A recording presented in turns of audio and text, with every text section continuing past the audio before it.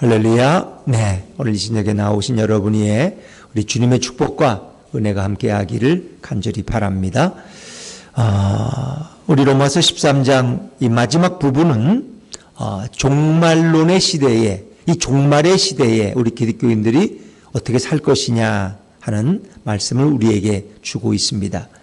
우리 기독교인들은 흔히 말하기를 두 나라의 시민이라고 말하죠. 우리는 먼저 대한민국 국민이에요. 우리는 지구에 발을 디디고 살아갑니다. 그러나 그리스도인은 우리가 예수를 믿고 영접하고 구원을 받는 순간부터 우리는 대한민국 국민만이 아니라 하늘의 시민이 되는 것입니다. 우리는 천국 백성이 되는 거예요. 그래서 빌립보서 3장 20절에 보니까 바울이 그렇게 말하죠. 그러나 우리의 시민권은 어디에 있는지라? 하늘에 있는지라. 거기로부터 구원하는 자 곧 주 예수 그리스도를 기다리노니.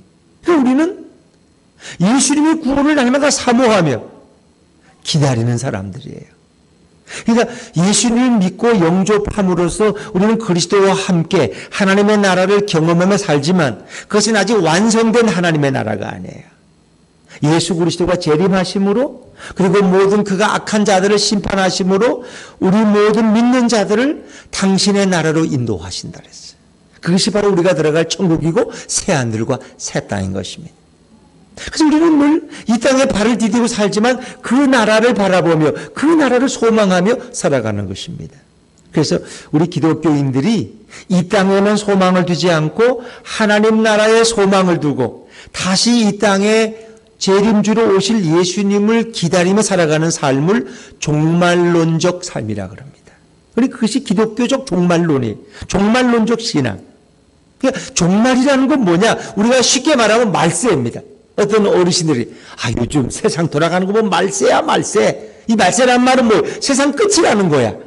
세상이 끝날 때가 됐다는 거야. 왜? 세상이 너무 악해서. 그 말세라는 말과 거의 비슷한 말이 종말이라는 뜻이에요. 종말. 그런데 우리는 그것을 기독교적 종말론이라 그래요. 다른 종교의 종말론이 아니라 기독교적인 종말론은 예수 그리스도가 재림하심으로써 이루어지는 거예요. 완성되어지는 거예요. 그래서 우리는 예수님의 종말을, 예수님의 재림을 오늘로 사모하며 기다리는 거예요. 근데 그 예수님이 우리의 신랑이 되시는 거예요. 신랑 되신 예수께서 다시 오실 날을 기다리면서 우리는 신부의 정결함, 순결함을 가지고 살아가는 거예요. 그래서 열처녀 비유. 신랑이 언제 올지 모르니까 신부는 늘 깨어 있어야 되고 신부의 10명의 들러리 친구들도 늘 신랑을 맞기 위해서 등잔에 기름을 넣고 늘 준비하고 있는 거예요. 근데 그 5명 중에도 10명 중에도 5명은 또 지혜로워서 등잔에 기름을 넣어놓고 준비하다가 신랑이 오니까 나가서 등불을 열고 맞이하는데 또 미련한 처녀들은 등잔에 기름을 준비 안 해놨어. 그러니까 신랑이 오는데 이게 등불이 꺼져가는 거야. 그 기름을 구하지 못해서 결국 그 잔치에 참여하지 못하는. 그렇죠? 오늘 이 시대에 그리스도인들의 모습을 이야기해 주는 거예요. 누가 깨어서 그리스도의 재림을 기다리는 성도가 되느냐 하는 것입니다. 그래서 우리는 이 땅만에 소망을 두지 않고 다시 오실 주님을 기다리며 살아가는 자가 바로 성도들이다. 근데 우리가 이제 이 종말론에 대해서 우리가 한 시대 말을 꺼리던 시대가 있었어요. 왜 그러냐? 이제 단위 선교회라는 게 있어가지고 그 사람들은 뭐 몇 년 며칠에 예수님이 오신다. 그래가지고 집안일도 안 하고 학교도 안 보내고 사업도 안 하고 집에서 그냥 기도하고 찬양하면서 예수님 오실 날만 기다리다. 근데 그게 헛된 거죠. 어찌 보면 그런 삶은 이 땅의 삶을 부정하는 거야. 그러니까 쉽게 말하면 그런 사람들은 천국만 바라보기 때문에 이 땅의 가족 관계는 중요하지 않아. 그냥 가정도 다 내팽개치고 다시 오실 주님만. 근데 그 예언한 선지자가 거짓 선지자예요. 그래서 그것이 만천하에 드러나서 다미센교회라. 그렇죠? 좀 부끄러운 일이죠. 그러니까 종말론의 사상은 가졌는데 빗나간 종말론이에요. 그러니까 이단들이 갖는 잘못된 삶이에요. 이 땅의 가정은 다 내팽개치고 직장도 필요 없고 학교도 갈 필요 없고 힘옷 입고 모여가지고 예수님 모신다고. 우리 기독교가 말하는 종말론은 그런 건 아니에요. 우리 이 땅의 삶에서 이 땅의 시민으로서 의무를 다하고 살아가는 거예요. 지난 2주 전에도 우리가 너희는 위에 있는 권위자에게 복종하라. 너희는 조세를 잘 납부하는 시민이 되어라. 이 땅에서도 우리는 성실한 시민이 돼야 돼. 그리스도인들이. 세상의 문제거리가 되면 안 돼. 가장 훌륭한 시민들이 돼야 돼. 그러나 동시에 우리는 여기에 소망이 있는 것이 아니라 영원한 하나님 나라를 바라보는 사람들이라는 거예요. 그래서 우리는 두 나라 시민이다라고 말하는 거예요. 여러분들의 주님을 향한 사모하는 마음 어떻습니까? 근데 이 시대에 많은, 제가 이제 어릴 때, 그러니까 우리 아버님, 어머님 시대에는 굉장히 그 예수님의 재림에 대한 사모함이 있었어요. 제가 어릴 때도 그 들으면 부흥 강사님들이 가끔 와서 이렇게 말씀하실 때 보면은 어떤 믿음 좋은 권사님은 주무실 때도 옷을 함부로 벗어 던지지 않아. 빨 거 있으면 다 빨아놓고. 왜? 갑자기 내가 자다가 새벽에 주님이 오시면 나의 흐트러진 모습을 보시면 얼마나 실망하실까. 양말도 가지런히 하고 다 빨아놓고. 다 해서 언제 와도 그걸 맞이할 준비가 돼 있는 거예요. 그런데 요즘에는 그런 얘기를 잘 안 해. 재림에 대한 얘기를 잘 안 해. 재림 찬송도 잘 안 불러. 왜? 이 땅에도 재미있거든. 그래서 주로 이 땅에서 여기서 복받고 여기서 잘 되고 여기서 행복하고 주로 그 행복에 대해서 많이 얘기해. 그리스도인들은 직장에 나가도 잘 돼야 되고 사업을 해도 성공해야 되고 여기 가정에서 행복해야 되고 자꾸 이걸 얘기해야지 천국에 대해서 말 안 해. 이것도 잘못된 거예요. 시선. 우리는 늘 종말론적 신앙이라는 것은 이 땅의 삶에 충실하되 다시 오실 주님을 사모하는 마음으로 그 주님을 바라보며 오늘도 천국의 백성으로서 이 땅을 살아가는 삶이에요. 우리는 그래서 두 나라 시민의 삶을 살아가야 되는 거예요. 자, 오늘 로마서 13장은 바로 그런 이 종말의 시대를 살아가는 그리스도인들이 어떻게 살아야 될 것이냐. 13장 이 앞부분 1절부터 7절까지는 이제 국가와의 관계. 자칫하면 기독교인들이 여호와의 증인처럼 문제아가 될 수 있어요. 여호와의 증인들은 군대도 안 가잖아요. 총도 안 잡겠다 그러고 이런 것이 늘 사회의 문제가 되잖아요. 기독교인들은 이 땅에서도 좋은 시민이 돼야 돼. 훌륭한 시민이 돼야 돼. 모범적인 시민이 돼야 돼.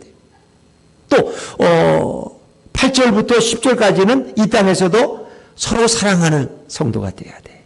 이웃을 사랑하고 가정을. 너희가 사랑의 빛 외에는 아무 빛도 지지 말라. 아무 빛도. 요즘 우리나라 국민들이 이러면 그냥 주택 때문에 빚진 사람들이 너무나 많아. 그냥 젊은이들은 또 연끌한다 그래서 빚을 내고 그래서 대출을 줄이는 일을 하는데 참 이래도 문제고 저래도 문제예요. 사랑의 빛 이외에는 아무 빛도 지지 말라. 예수님부터 받은 우리의 사랑의 빛이 너무 크기 때문에 우리는 그 빛을 다 갚을 수 없어. 그때 우리는 이웃에게 그 사랑을 나누고 베푸는 그런 인생이 돼야 돼요. 그리고 이제 오늘 이 부분에 와서는 이 구원의 때가 가까운 이 시기에 우리가 어떤 자세로 살아야 되느냐에 대해 성경은 말씀하고 있어요. 자, 우리 11절 말씀, 오늘 13장 11절 말씀을 다시 한번 읽어보겠습니다. 11절입니다. 시작. 또한 너희가 이 시기를 알거니와 자다가 깰 때가 벌써 되었으니 이는 이제 우리의 구원이 처음 믿을 때보다 가까웠음이라. 아멘. 그러니까 이 종말의 시대라는 것은 언제부터인지 아세요? 예수님이 십자가에 죽으셨다가 부활하신 그때부터 예수님이 다시 재림하는 그날까지가 종말의 기간이에요. 그러니까 우리는 이 시대에 종말의 시기를 살아가고 있는 거예요. 2000년 동안 기독교인들은 늘 깨어 있어야 되는 거예요. 왜? 이 말씀을 이미 로마서를 기록했던 시대는 이미 거의 2000년 전에 기록된 거니까. 그렇죠? 너희가 이 시기를 알거니와 자다가 깰 때가 벌써 되었으니 이는 이제 우리의 구원이 처음 믿을 때보다 가까웠음이라. 너희가 이 시기를 알고, 이 시기라는 건 언제예요? 예수님의 재림의 시기예요. 예수님이 다시 오실 그날이 이제 멀지 않았다는 거예요. 시기를 알거니와. 그러니까 너희가 어떻게 이 시기를 알겠어요? 그것은 세상의 징조를 보면 안다는 거예요. 세상의 징조를 보면. 그래서 이제 복음서 중에도 몇 개의 소묵시록이 있어요. 마태복음 24장, 마가복음 13장 대표적인 게 그런 내용들이에요. 거기 주님이 오실 때 어떤 징조가 있을 것이냐라는 거예요. 이제 거기서는 예루살렘 성이 저 성전이 허물어질 때의 징조로 예수님이 제자들과 대화가 시작되는데 실제 그거는 이제 이 땅의 마지막 말세, 종말이죠.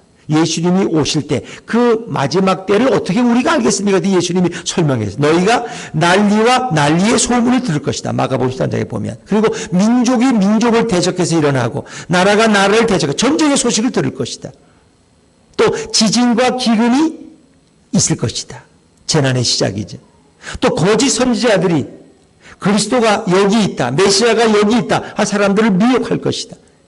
그들이 때로는 이적과 기사도 행하셔 사람들을 미혹한다는 것. 또 천체의 변화가 생긴 해가 어두워지고 달이 빛을 내밀 것이다. 그때 인자가 구름을 타고 큰 권능과 영광으로 오는 것을 사람들이 보게 될 것이다.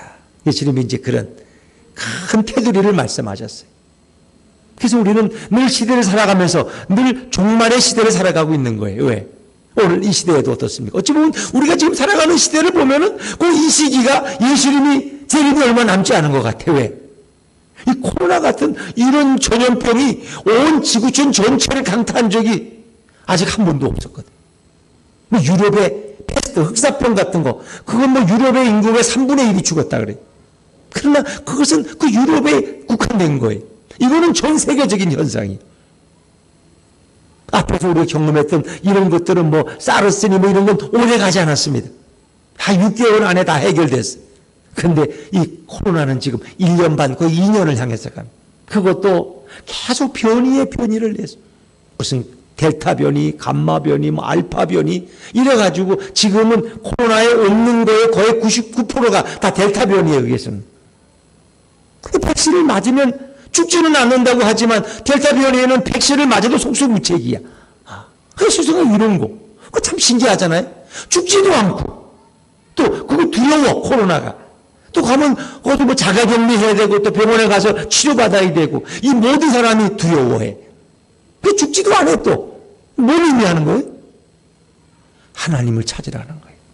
다 죽으면 회개할 시간도 없죠. 근데 하나님이 죽이진 않아. 그래서 살려두시는데 사람들이 공포와 두려움 속에 빠지는데 그때 우리는 예수님을 바라보고 하나님을 바라볼 수 있어요. 왜 이런 코로나가 이 땅에 와서 이것이 끊어지지 않을까? 자, 어찌 보면 주님의 날이 점점 가까워 오고 있다는 하나의 사인으로 우리는 읽을 수 있다. 그렇다고 뭐 이 코로나 후에 예수님이 오신다 그렇게 말할 사람은 아무도 없어요. 그건 아무도 몰라요. 그러나 우리는 이 시대의 징조를 보면서 너희가 비가 올 것 같다, 구름이 떴다 이런 천기를 보면서도 왜 이 시대의 징조를 보지 못하느냐 예수님 말씀하셨죠. 우리는 이런 것을 영적으로 볼 수 있어야 돼요. 백신이 우리를 구원하는 게 아니에요. 예수님이 우리를 구원하실 줄로 믿습니다. 어찌 보면 이 시대가 너무너무 주님을 멀리 떠나고 있는 거예요. 우리가 예수님을 잃어버렸어요. 하나님을 배신했어요. 우상숭배에 빠졌고 진화론에 빠졌고 하나님의 창조 질서를 부인하고 동성애를 조장하는 일들, 이런 일들이 하나님이 기뻐하시겠냐는 거예요. 하나님은 언제든지 그 백성을 심판하시는데 그 백성에게 회개할 기회를 주시는 거예요. 이게 주님의 역사예요. 또 이 온난화로 인해서 뭐 이것을 이제 어떤 그 탄소의 문제로만 이렇게 치부하지만 그 배경에는 저는 하나님이 계신다고 봅니다.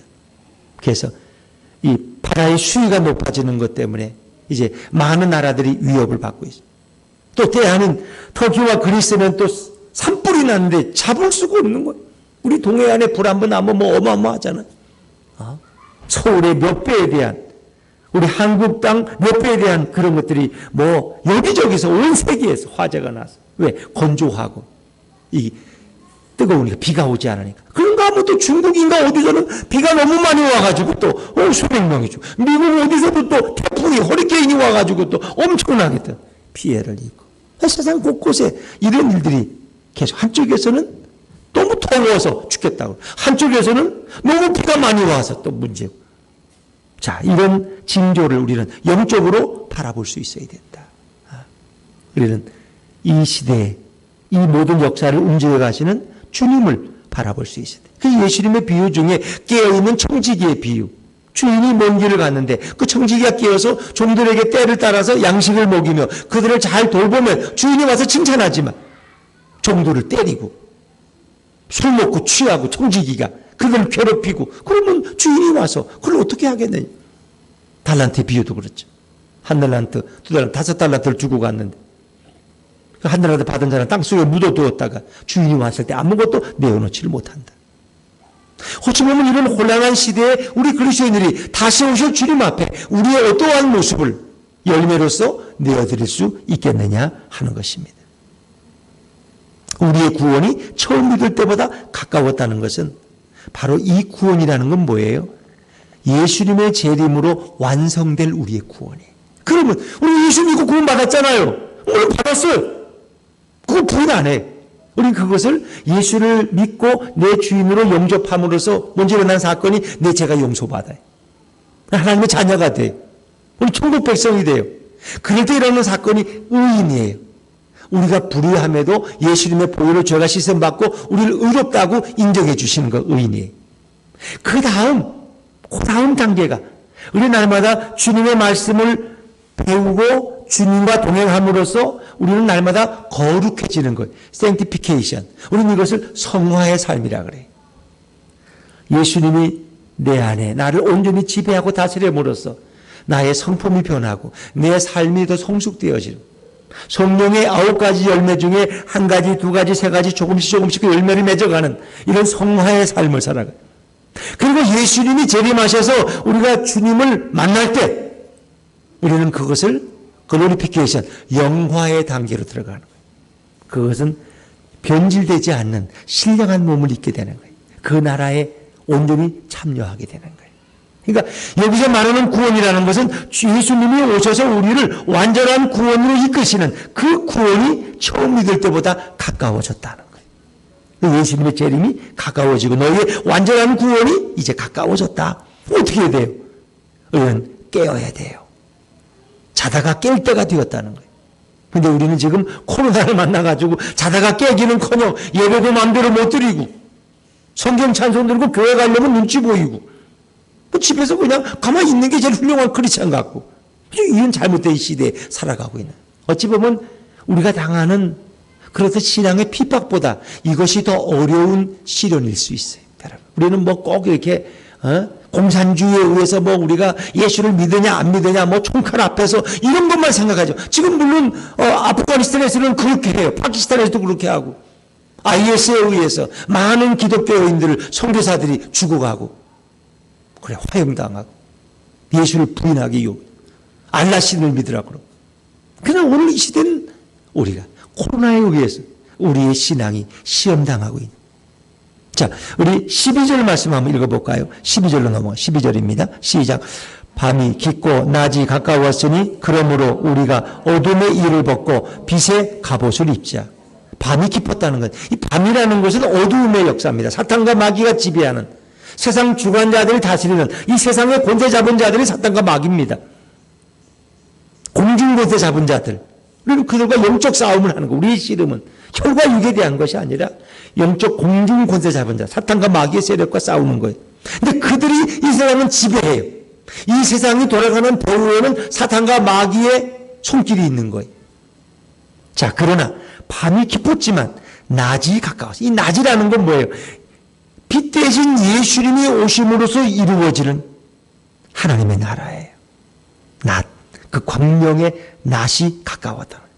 그리스도가 오셔서 이루실 그 나라가 가까웠다는 거예요. 그러므로 이제 우리는 어둠의 일을 벗고 빛의 갑옷을 입자. 이 어둠의 일이라는 게 뭘까요? 어둠의 일.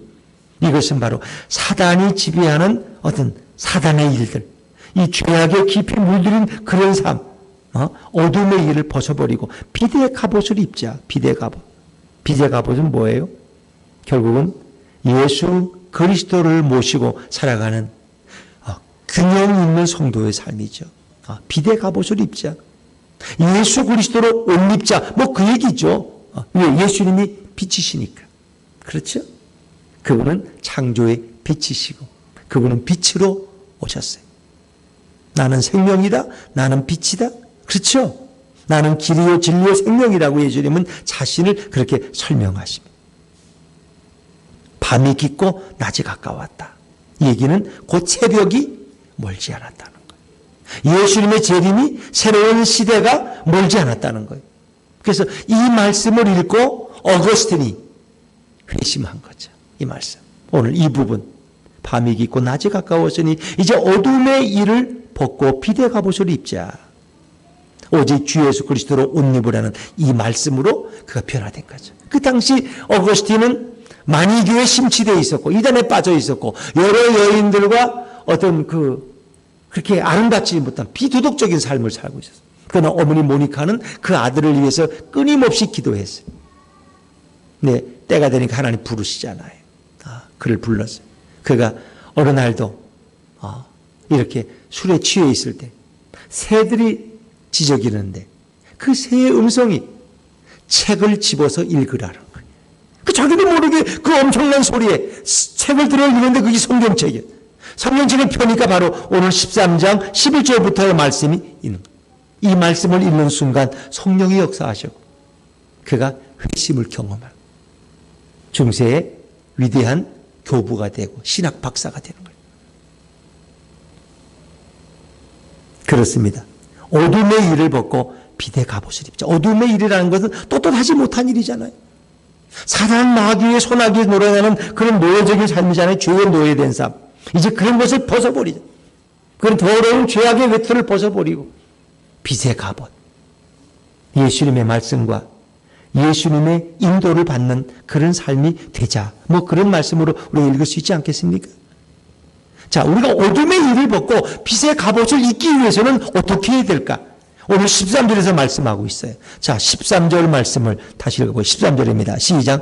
낮에와 같이 단정히 행하고 방탕하거나 술 취하지 말며 음란하거나 호색하지 말며 다투거나 시기하지 말고. 특히 이 편지를 받는 로마의 사람들은 로마의 그 문화에 영향을 받을 수 있어요. 로마라는 나라는 전 세계를 정복했지만 굉장히 타락한 나라예요. 거기는.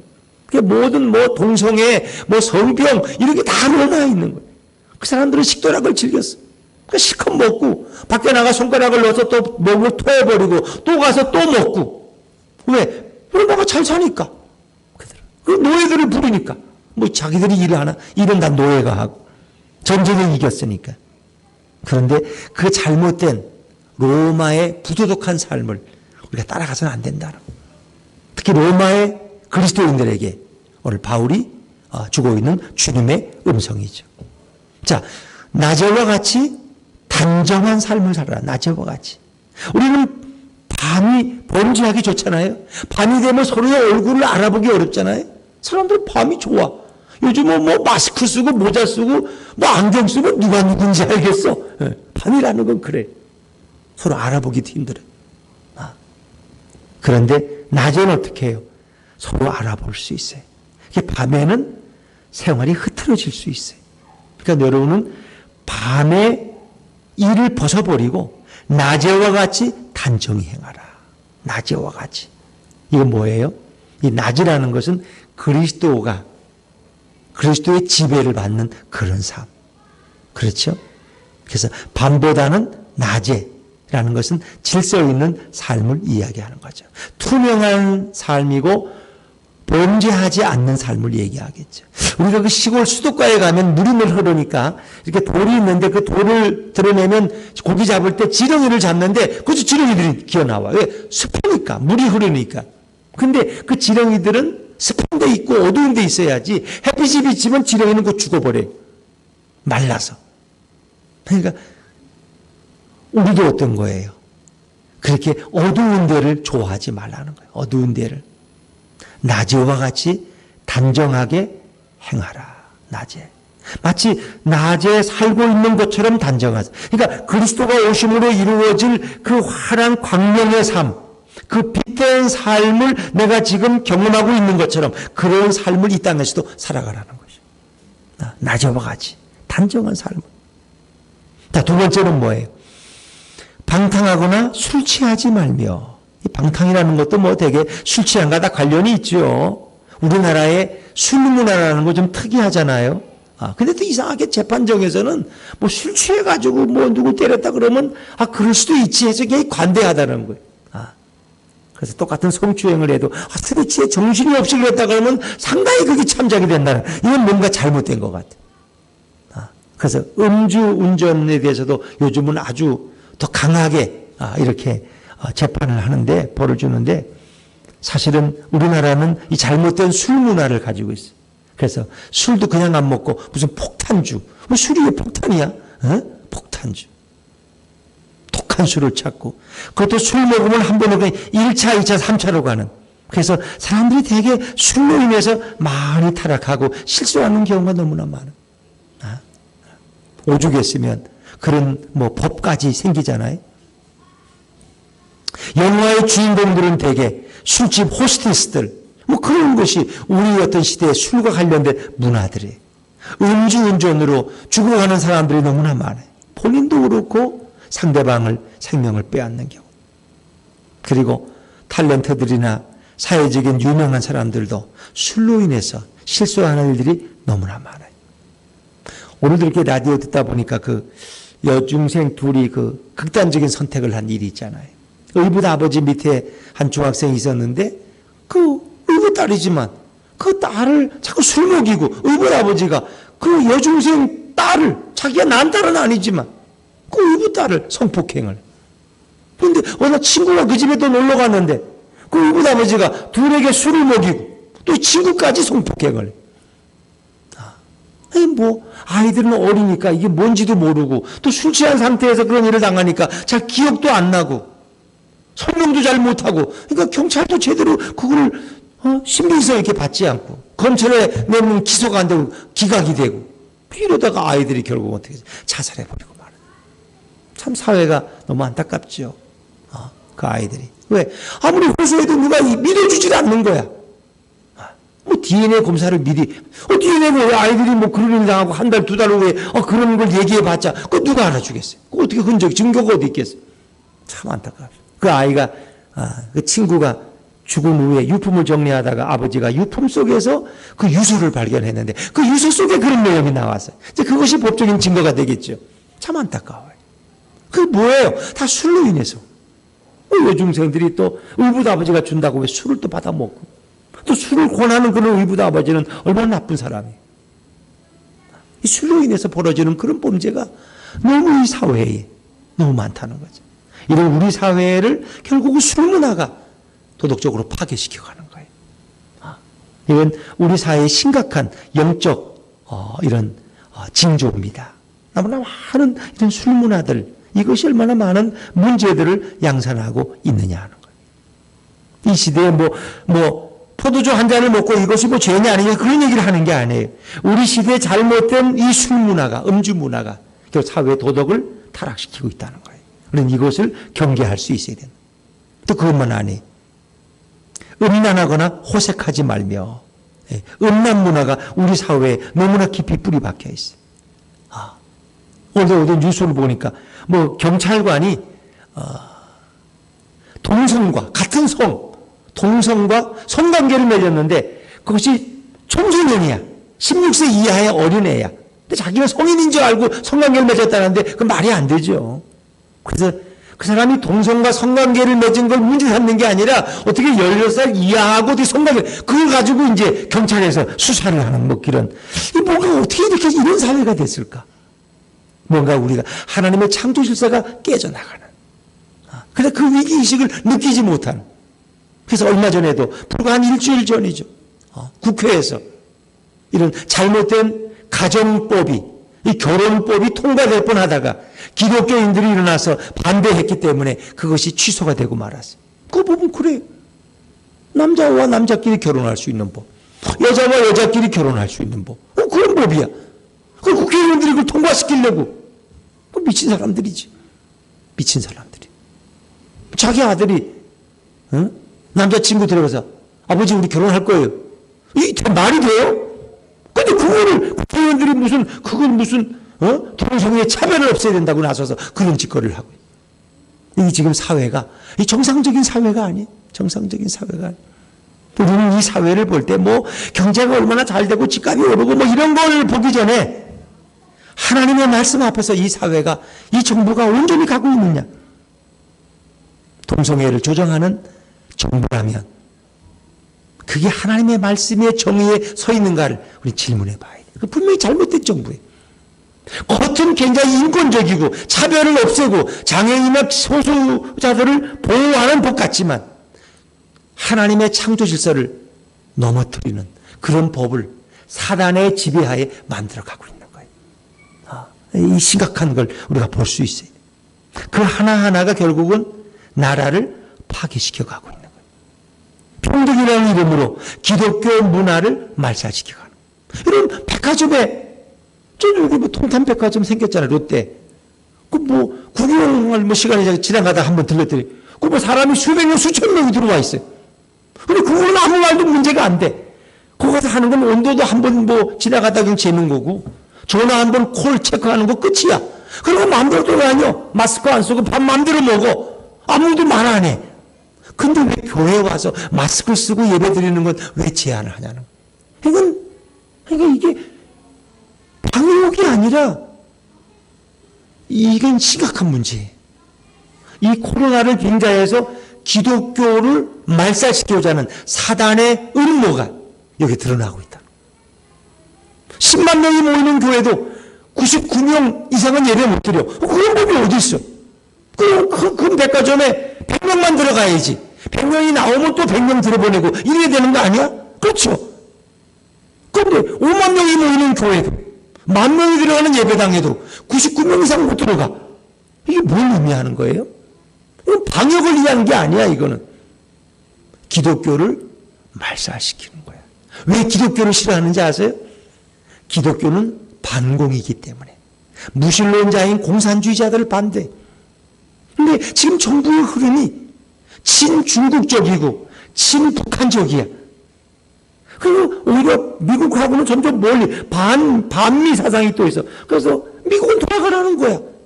우리끼리 하겠다는 거야. 그게 제일 걱정하는 게 그거예요. 아프가니스탄의 사태가 우리에게는 오지 않는 법이었어.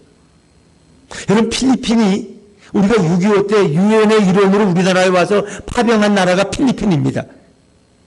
동대문 그 구장을 짓는데 그 지붕을 올릴 능력에도 필리핀에서 와서 기술자가 그걸 올려줬다는 거 아세요? 근데 필리핀이 왜 그랬는지 아세요? 필리핀에도 공산주의가, 사회주의가 들어갔어요. 그리고 양키고 미국 다 가라는 거야. 그래서 필리핀에 주둔하던 미군들이 다 떠났어. 그때부터 필리핀이 내전에 휩싸이기 시작합니다. 그리고 필리핀이 오늘 그 모습이 됐어.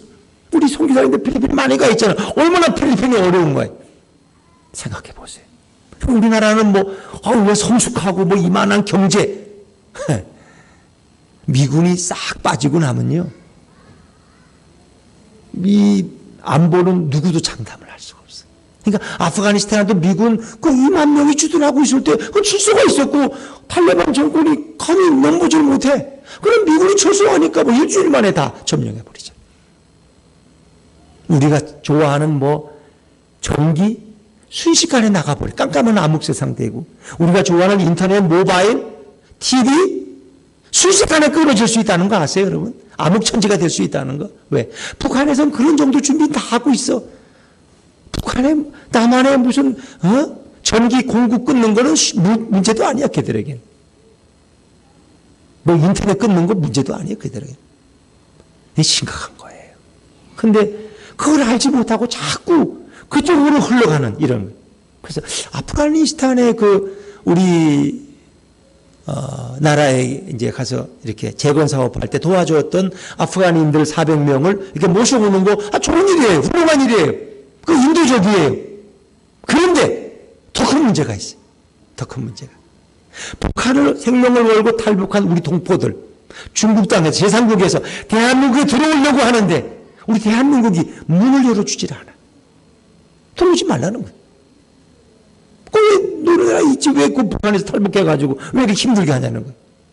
어쩔 수 없는 경우는 받아주지만 대부분 안 받고 있다는 거예요. 그러니까 그 사람들 중국에서 핍박받고 탈북한 여성들은 중국 사람들에게 팔려가가지고 그들의 아이를 임신하고 노예처럼 살다가 다시 발각되면 코가 끼어가지고 북한으로 다시 들어가. 그거를 지금 우리 정부는 그냥 구경만 하고 있는 거예요. 어떻게 생각하세요? 우리 정부들에게는 아무런 관심이 없어. 그리고 지금 탈북자들이 예전과 지금 대우가 너무 나쁘다는 거예요. 여기 정착하시로 도와주질 않아, 정부가. 통일부 자체는 이 탈북자들을 돕는 일보다는 어떻게 북한에게 좀 어떻게 웃음 좀 보내려고, 어떻게 대화 한마디 좀 했으면 좋으려고. 그 연락사무소 폭파시키는 거 여러분 TV에서 다 봤잖아. 거기다가 뭐 김일성이가 한마디만 하면 거기에 그냥 귀를 기울여가지고, 거기에 목을 메고 있어. 그게 아닌데. 여러분, 우리는 바르게 볼 수 있어야 돼. 우리는 하나님의 창조 질서의 관점에서 평가할 수 있어야 돼. 그래서 우리 시대는 저는 여고, 야구 누구를 무슨 국민의힘은 잘해요? 야당은 제대로 해요?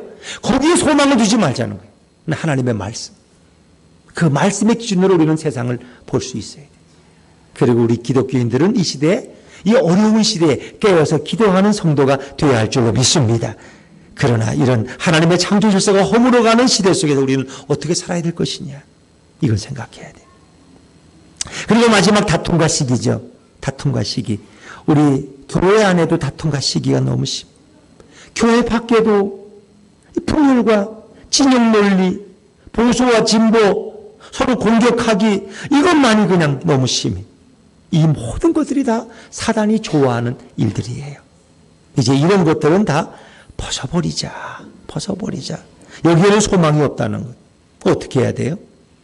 14절 말씀 같이 읽죠. 14절입니다. 시작. 오직 주 예수 그리스도로 옷 입고 정욕을 위하여 육신의 일을 도모하지 말라. 그렇습니다. 오직 주 예수 그리스도로 옷 입고. 예수 그리스도로 옷 입는다는 건 뭐예요? 에베소 6장에 보면은 우리 성도들은 전신갑주를 입어야 된다. 우리가 진리의 허리띠를 메고 의의 호신경을 붙이고 구원의 특호를 쓰고 성령의 검, 곧 하나님의 말씀으로 무장해야 돼. 어떤 악한 대적을 무찌르기 위한 성도의 영적 무장, 이것을 가리키고 말할 수도 있고요. 그러나 더 구체적으로 말하면 예수 그리스도를 내 인생의 주인으로 모셔드리고 그를 영접하고, 그리고 예수 그리스도의 죽으심과 부활에 동참하는 삶. 갈라디아서 2장 20절, 내가 그리스도와 함께 십자가에 못 박혔나니 그런즉 이제는 내가 산 것이 아니라 오직 내 안에 누가 살아요? 그리스도께서 사시는 거예요. 나는 죽고 십자가에서, 누가 내 안에? 그리스도가 내 안에 사는 삶. 내 인생의 차량 운전대를 누구에게 맡겨야 돼요? 예수님께 맡겨야 돼요. 내 인생의 주인은 주님이십니다. 주님이 나를 이끌어 가시는 삶. 주님께 내 삶을 위탁한 삶. 그것이 바로 예수 그리스도로 옷 입는 성도의 삶입니다. 결정할 건 내가 다 하고 마지막 구원받을 때나 예수님이 필요하지 이렇게 생각하는 게 아니에요. 예수님을 내 인생의 주인으로 모시고 우리 가정의 주인은 예수님이시고 그 예수님의 통치와 다스림 가운데 살아가는 성도의 삶. 그것이 바로 예수 그리스도로 옷 입는 삶이에요. 믿음의 주 온전케 하시는 예수를 바라보자. 그리고 정욕을 위하여 육신의 일을 도모하. 정욕이라는 건 뭐예요? 인간적인 타락한 인간의 본성을 따라서 찢고 볶고 싸우고 그 세상 걸 탐내고 그런 삶을 위해 당신의 인생을 낭비하지 말라는 거예요. 예수 그리스도로 옷 입는 삶은 그리스도가 내 안에서 말씀하시고 그리스도가 생각하는 대로 나도 생각하고 그리스도가 이끄시는 대로 나도 순종하며 나아가는 삶. 이것이 예수 그리스도로 옷 입는 삶이에요. 그 사람이 이 종말의 시대에 깨어있는 성도고 이 땅에 다시 오신 예수님을 기쁘게 맞이할 수 있는 성도가 될 수 있다는 겁니다. 그렇습니다, 여러분. 밤이 깊고 낮이 가까웠습니다. 어둠의 일을 벗어버리고 이젠 빛의 갑옷을 입어야 됩니다.